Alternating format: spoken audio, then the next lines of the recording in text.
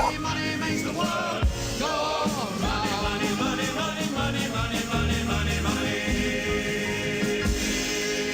Oh, the way to make big money is to get a dog. Well done, Nigel. Thanks for coming. You're still my best friend. Good. There goes Harold, with his head between his claws. Lovely.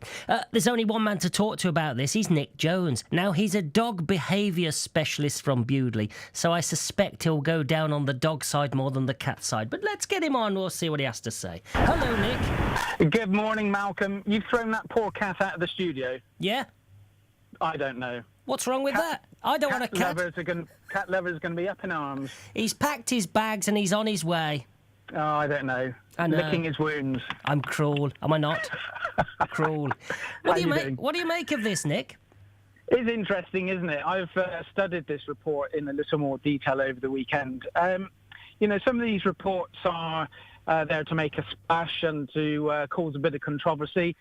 When you actually look at a number of these figures, for example, the relative earnings that cat owners take home, supposedly, compared to a typical dog lover, the difference is barely 10%.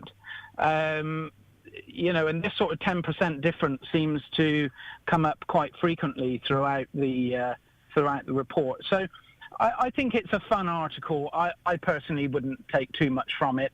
I think the biggest aspect to look at here is just effectively how, when owning a dog alone, or whether you're a cat owner and not mixing the two, it's probably down to lifestyle factors more than anything else, frankly.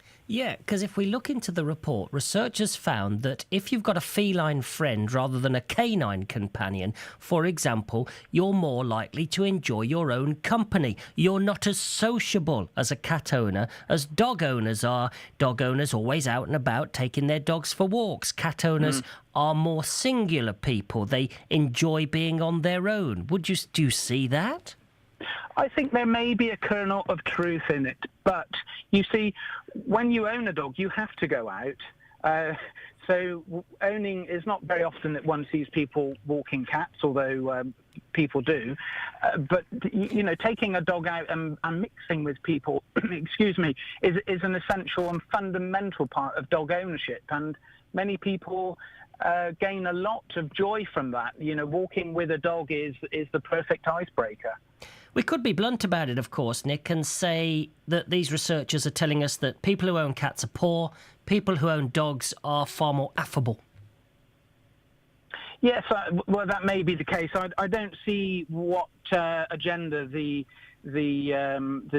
research in itself is trying to drive. No. I think that it's just an interesting piece of research that brings a highlight to the differences between, or some of the mild differences between, owning cats and owning dogs. If we take the money out of it, are dog owners and cat owners different types of people, do you think? Well, I think one could say yes to a degree, because, again, they will generally have slightly different lifestyles. Now, whether the owner is choosing a cat to fit in with their lifestyle, or a dog to fit in with their lifestyle, or the lifestyle is fitting in around their choice of animal is another interesting question. But I, over the years, have had cats and dogs. I currently own 2 dogs and 1 cat. So I don't know how they would work that type of thing out. Oh, yeah, well, that's why you're rolling in it. Is it more expensive to keep a dog or a cat, or is it about the same?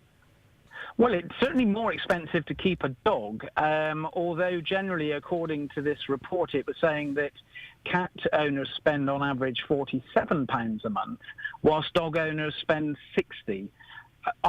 That's one of the figures. Whilst I don't have direct statistics to contradict that, I would have thought that the dog ownership cost would be, the gap between the two would be far greater.